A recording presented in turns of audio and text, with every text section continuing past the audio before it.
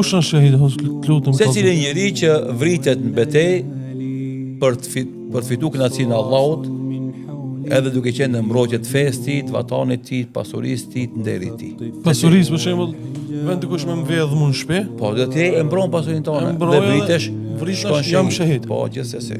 Tjetër kush? Del me mbrojt vatanin tanë, pragun e shtëpisë tonë, pragun e tokës tonë. Dhe vritesh, shkon shahid. Shkon me mbrojt nderin tanë, dikush ta sulmon nderin tanë, gruan tonë, vajzën tonë, motrën tonë, ti del edhe mbron, edhe vritesh shkon shahid. Edhe normalisht ai që del me mbrojt fenë vet. Që nuk lejon dikush me ja ndalu atij me kon fetar ose domethënë me ja kufizu drejtat e tij fetare dhe ai lufton për këtë drejtën e tij dhe vritet shkon shahid. Tjetër kush? Këto janë domethënë shahidat e zakonshëm. Pastaj ato janë shahidat dispozitave të shahidit që vdesin prej rrethonave të jashtëzakonshme. Qoftë ai që vdes prej sëmundjeve të barkut, qoftë ai që vdes në gërmadha, qoftë ai që vdes nga zjarmi. Janë domethënë pastaj shpërblimin e shahidit për shkak vdekjes në kushte jo të zakonshme. Në gërmadha për shembull tërmeti ndodh. Po, tërmeti ndodh. Po, jo vetëm tërmeti, ka edhe pa ndodh tërmeti. Është një shtëpi e vjetër, i ke shkuar atje me net, ndodh për shembull apo të rrezohet, e shtëpia të merr ty përpara, ose ty e prish një shtëpi të vjetër, trok domethënë ai dëmtim.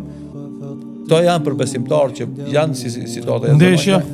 Edhe ndeshja hin tek aksidenti. Se kena cek me hoxhën me tush. Nëse domodin ti ke respektuar rregullat e muslimanit. Po, edhe që besimtar. Po, edhe rregullat e komunikacionit. Po, gjithashtu rregullat e komunikacionit. Shumë rëndësishme sepse kjo temë pak folet, ama duhet më potencu më tepër, ndoshta ja vlen me bëllë një emision të plotë.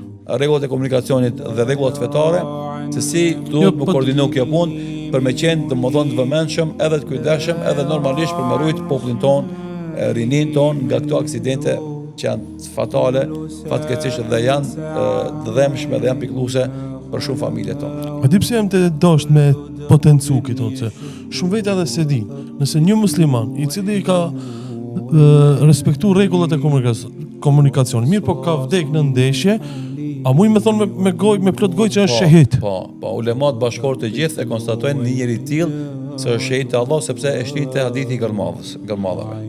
Nëse një person vdes nga rryma e njëjta hinte te zjarmi. E tash, ku po du me dalë, te sëmundjet e barkut. Si është hadithi? Hadithi që flet për sëmundjen e barkut, mos e kanë hadith pejgamberit sallallahu alaihi wasallam, disa lloje të njerëzve, llojitën shahidat e Allahut xhelal, për tyre është al-mabtun. Mabtun ulemat kanë thonë gjithë ata që kanë sëmundje të barkut. Tash abdomeni, do thot stomaku, ka lloj organe brenda. Të gjitha organet që janë brenda abdomenit, stomakut dhe smurën dhe janë shkak i vdekjes tënde, ta japin pozitën e shahidit. Ç'është është hadithi? Zemra është. Do të tash kjo pjesë e mjekësisë i vija, apo?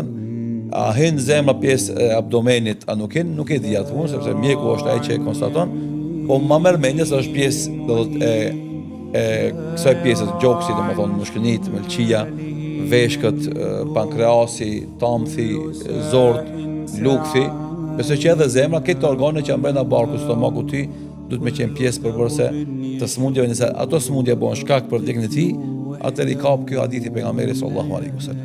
Pra përgëzime, ose shahid.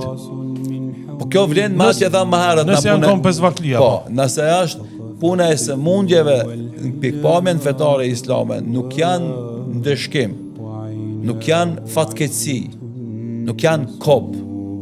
Është gabim i trajtuar si ashtu domethënë. Përkundazi, ato më shumë sjellin të mira se sa probleme dhe vështirësi. Mjafton fakti që edhe në aspektin shoqëror, njerëzit e smur socializohen më shumë, edhe të shnosht me smundjen, po edhe i smuti me të shnosht edhe kështu që gjithë fitojnë më tepër sa që humbi për ndonjë smundje eventuale që i bie dikujt.